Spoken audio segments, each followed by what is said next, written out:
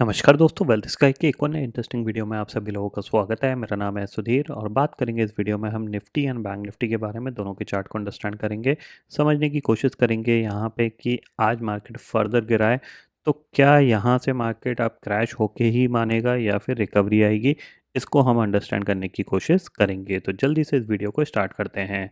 Video start करने से पहले सबसे पहले बात कर लेते हैं। कुछ लोग मेरे को कल मैसेज कर रहे थे कि सर आप कौन सा ब्रोकर यूज़ करते हो। तो मैंने मल्टीपल टाइम अपने वीडियोस में बताया है कि मैं स्टॉकों को यूज़ करता हूँ और अब स्टॉकों को इनक्रेड मनी ने ले लिया है, तो कह सकते हैं अब ये एक प्रोफेशनल कंपनी बन गई है।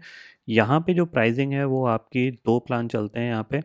एक आपका चलता है 1299 पर मंथ का। अगर आप इस प्लान को एक्टिवेट कर लेते हो तो इसके बाद आपकी जो हर ट्रेड की जो ब्रोकरेज होगी वो आपकी करीब 3 रुपये पर ट्रेड रहेगी। और अगर आप नॉर्मल प्लान यूज़ करते हो तो 13 रुपये का इनका नॉर्मल प्लान है। तो मेरे जितने भी लोग हैं जानते हैं, जो भी यूट्यूब व्यूअर्स हैं सब लोग इसी ब्रोकर को यूज़ करते हैं, क्योंकि यहाँ पे उनकी जो कॉस्टिंग है वो बहुत बच जाती है। ठीक है, अगर आप इंटरेस्टेड हैं डिस्क्रिप्शन में लिंक दिया हुआ है, आप वहाँ पे जाके ओपन कर सकते हो। और अगर आप कोड यूज़ करते हो PY118 तो आपकी अकाउंट ओपनिंग फ़ीस यहाँ पे नहीं लगेगी। अगर आप लिटरली ट्रेडर बनना चाहते हो और अपनी ब्रोकरेज को कम से कम देना चाहते हो तो आप इसको फॉलो कर सकते हो। 1-2 महीने यूज़ करके देखो, आपको अपने आप डिफरेंस पता चल जाएगा कि आपने कितनी ब्रोकरेज दी और कितनी आपकी बची। ठीक है, तो अगर आप इंटरेस्टेड हैं तो डिस्क्रिप्शन में लिंक दिया हुआ है। ठीक है, अब हम मार्केट की बात कर लेते हैं। तो देखो, कल फ्राइडे है, कल मैं ट्रेड नहीं करने वाला हूँ क्योंकि पर्सनल रीज़न है। थोड़ा सा मैं बिज़ी हूँ मॉर्निंग में, तो इसलिए ट्रेड नहीं करूँगा। बट फ़िलहाल जो मार्केट की कंडीशन है उसमें सबसे ज़्यादा इम्पोर्टेंट आपका क्रूड ऑयल है। ठीक है ना, इस पे आप नज़र रखो।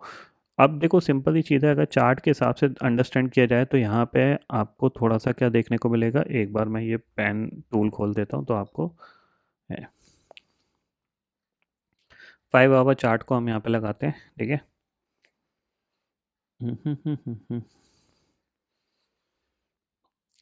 ठीक है, तो यहाँ पे क्या था कि ये वन वे भागा। ठीक है, और एक वन वे यहाँ पे रिट्रेस आया है। तो जैसे कि मैंने आपको बताया कि हमेशा मार्केट क्या है कि ऐसे करके यूं करके नहीं गिर सकता, तो ये क्या करता है, यहाँ से एक पुल बैक दिखाता है। मतलब ऑलमोस्ट जहाँ से इसने मोमेंटम दिखाया वहाँ से एक पुल बैक आ चुका है।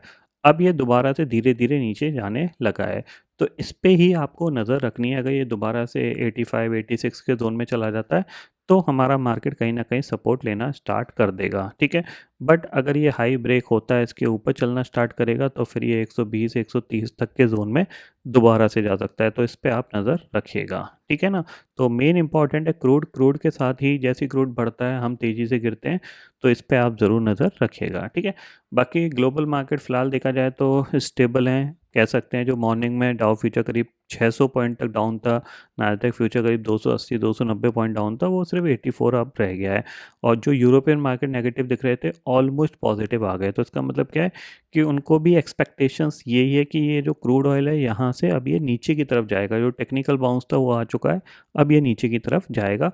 उस बेसिस पे यूरोपियन मार्केट भी रिकवर हो गए हैं और प्लस यूएस फ्यूचर भी थोड़े बहुत ठीक हो गए हैं।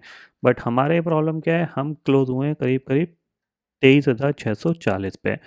अब अगर हम डाउन साइड रिस्क देखें, आइडेंटिफाई करें, तो यहाँ पे हमने एक और स्विंग लो लगा दिया है।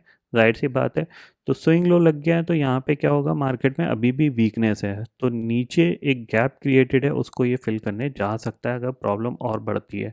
वो आपके होगी 23,200 से लेके 22,900 का। ये एक इम्पॉर्टेंट लेवल होगा, ये सपोर्ट की तरह काम कर सकता है, ये ध्यान में ज़रूर रखिएगा। ठीक है, बट अब प्रॉब्लम क्या है, क्योंकि ऑलरेडी हम गिर चुके हैं, तो अगर ग्लोबल मार्केट में रिकवरी आएगी तो हम दोबारा से रिकवर हो जाएंगे। ठीक है, तो हमें क्या करना है, यहाँ पे हमें यही चीज़ देखनी है कि इस लो के नीचे हम ट्रेड करना स्टार्ट करते हैं या फिर इस लो का हम सपोर्ट लेके बाउंस करते हैं। इसी चीज़ को हमें समझना है। तो सिंपल सी चीज़ है, 23,500 के नीचे जब तक नहीं जाता तब तक ये सपोर्ट की तरह एक्ट कर सकता है। 23,500 के नीचे गया तो फिर 23,200 ज़्यादा दूर नहीं है, बहुत ही जल्द आपको आता हुआ दिखाई दे सकता है। ठीक है, अब यहाँ पे ये बोलना बहुत मुश्किल है कि यहाँ से बाय कर लेना चाहिए या फिर हमें सेल करना चाहिए। तो उसके लिए हमें वेट करना पड़ेगा मार्केट में कि मार्केट सपोर्ट ले रहा है, मतलब यहाँ से एक पॉजिटिव प्राइस एक्शन फॉर्म कर रहा है या फिर स्टिल ये नेगेटिव बना के जा रहा है, तो हमें थोड़ा-सा वेट करना होगा, तो इसलिए हम यहाँ पे कुछ नहीं बोल सकते, ठीक है? सेम चीज़ बैंक निफ्टी के लिए जो नेक्स्ट लेवल इम्पोर्टेंट है वो है 53,600 का या फिर 54,5600 का, ये जो लेवल है 54,000 और 53,600 का, यहाँ तक ये डेफ़िनेटली जाने वाला है, क्योंकि जिस तरीके से वीकनेस दिखा रहा है बिल्कुल भी स्ट्रॉन्गली बाउंस नहीं आता है, तो क्रूड ऑयल अगर यहीं पे टिका रहा तो ये डेफ़िनेटली इस लेवल को टेस्ट करने वाला है। इतना आप ज़रूर ध्यान में रखिएगा, ठीक है? अब कब करेगा इसका आइडेंटिफिकेशन करना बहुत मुश्किल है, बट स्टिल ये अगर 54,800 के नीचे से फिसलता है तो फिर ये टारगेट आपको आता हुआ दिखाई दे सकता है, इतना आप ध्यान में रखिएगा, ठीक है? बाकी ऑप्शन चेन डाटा में तो कुछ ज़्यादा ऑप्शन राइटर्स हैं नहीं फ़िलहाल, क्योंकि निफ्टी की नई सीरीज़ है, तो यहाँ पे जो दिख रहा है वो यही है कि 23,600 की पुट पे करीब 40 लाख का ओपन इंटरेस्ट है, 23,500 की पुट पे करीब 44 लाख का ओपन इंटरेस्ट है। कॉल राइटर धीरे धीरे नीचे शिफ्ट हो रहे हैं, तो ये थोड़ा सा मार्केट के लिए एक नेगेटिव सिनेरियो क्रिएट करेगा, ठीक है?